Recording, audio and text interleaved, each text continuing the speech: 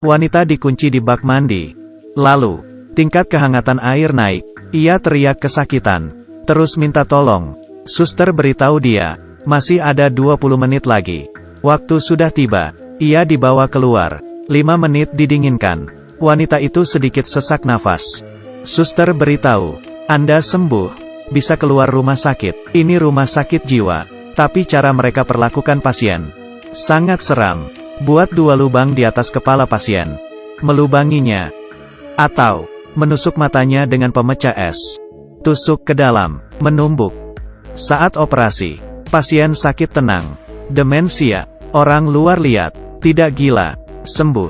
Operasi seperti itu. Suster tidak kuat melihat. Langsung muntah. Berbeda dengan suster ini. Ia belajar dengan keras. Dan menepuk tangan. Tapi ia bukan suster asli. Namanya Linda. Beberapa minggu lalu, ia bawa mobil ke rumah sakit. Tunggu beberapa jam. Ditolak oleh ketua rumah sakit. Ia tidak terima. Esok harinya, gubernur datang ke rumah sakit untuk dek. Linda mencuri pakaian suster. Menyamar. Ia masuk ke ruang obat. Menukar obat ke salah satu pasien. Ternyata, pasien kejang di tempat. Linda mengambil kesempatan. Di depan ketua, akting menyelamatkan pasien. Gubernur memujinya. Dan foto bersama dengan Linda. Dokter tidak ada cara lain. Membiarkan ia di sini.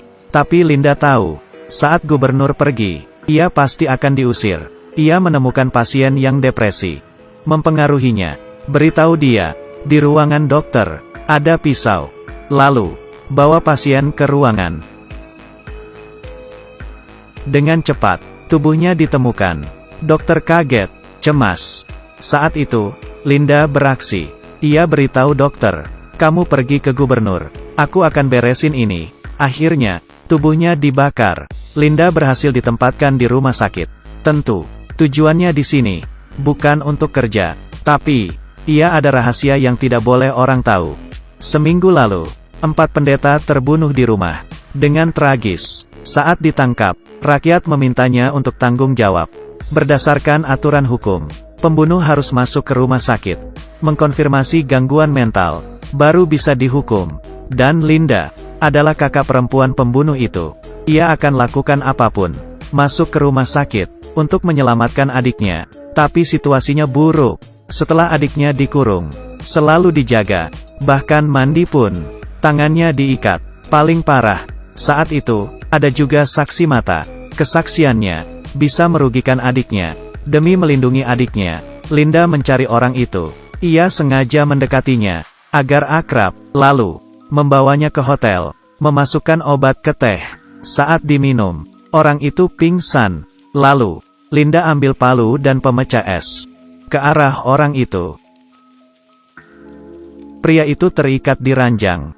Di sampingnya, wanita bawa pemecah es. Arahkan ke mata. Lalu, cara operasi itu hanya ditusuk. Orang akan jadi demensia. Ia belajar metode ini dari rumah sakit jiwa.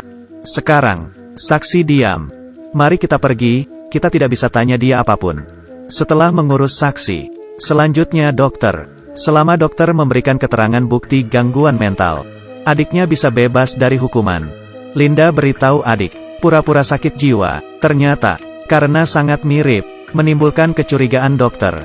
Gejala Anda terlalu khas. Kalau seperti ini, orang tidak akan percaya. Bukti gangguan mental ada. Adik sulit lolos.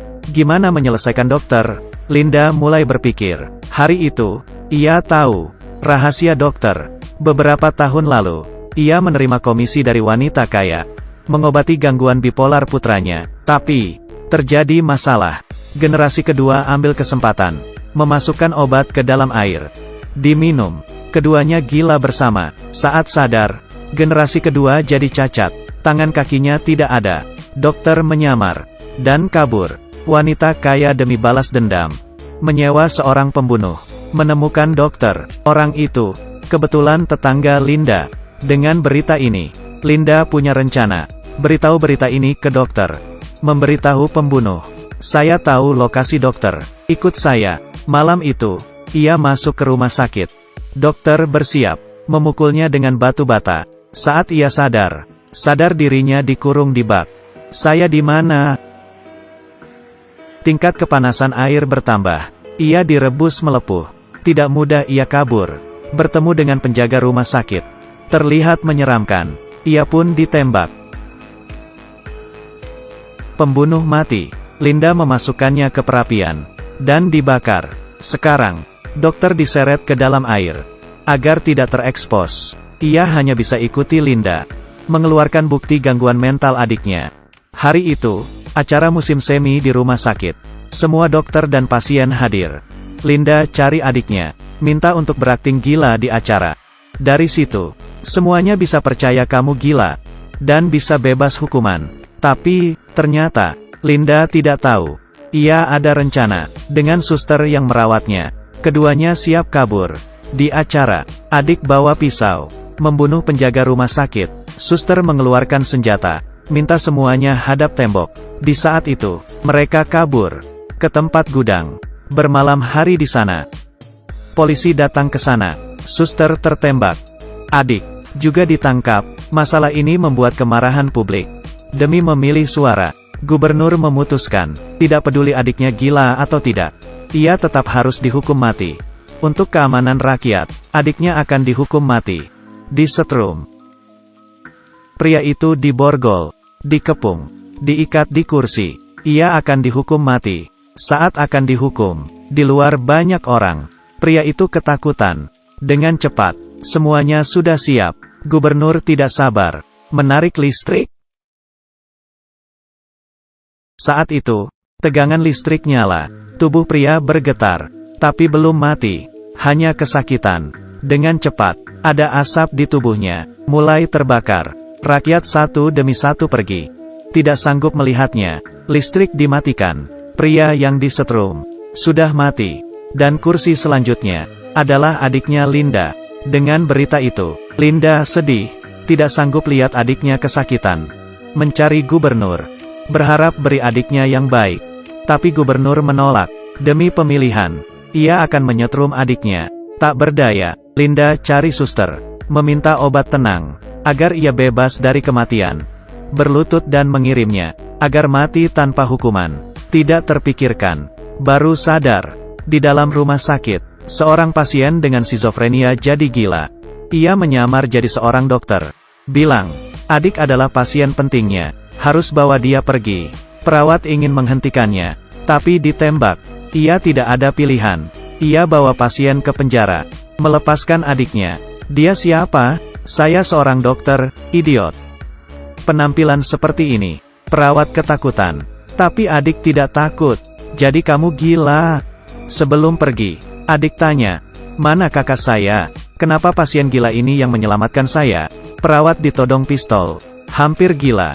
Adik tanya apa rencana kakaknya. Perawat dengan ketakutan menjawab, ia ingin membunuhmu. Ia tahu kamu akan disetrum. Tidak ingin kamu dihukum, jadi ia ingin kamu mati tenang. Dengar kakaknya ingin bunuh diri. Ia sedih. Tanpa berkata apapun. Langsung pergi. Penjaga sudah diurus. Menyetir mobil. Di jalan. Dan melewati Linda. Melihat adiknya. Linda tahu. Kali ini, ia akan kehilangan adiknya. Beberapa tahun kemudian. Di Meksiko. Ia dan temannya. Lihat koran. Memberitakan. Pembunuhan perawat. 7 perawat dibunuh. Mendengar itu, wajahnya berubah. Saat itu, ada telepon. Ia tahu, adik mencarinya. Suka hadiah saya, kamu berhasil mencuri perhatian saya. Kamu yang harusnya takut. Karena saya akan cari kamu.